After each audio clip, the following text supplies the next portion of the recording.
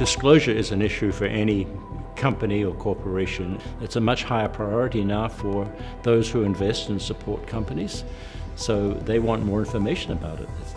It's really as simple as that.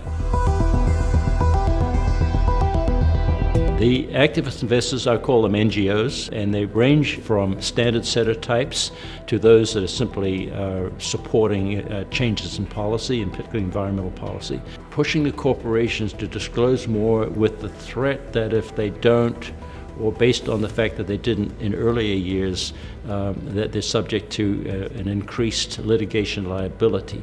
So they're arguing that more disclosure shall help minimize or mitigate some of that liability, which is growing and quite actually a substantial threat to the firm's value. And shareholders know this as well.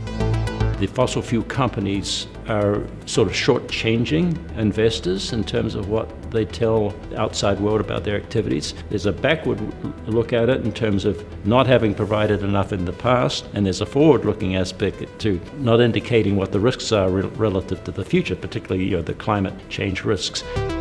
This has been a really interesting journey because going back into the 70s when I first started thinking about this, I never thought that I would be one of the sort of pioneers in academic research and studying the relationship between greenhouse gas and companies. But now some of the best minds in the country have decided this is a topic. Where the journey will end, I don't know. I just don't want us to hit an iceberg and sink. I want us to weave around and reach to a very good conclusion with good outcomes.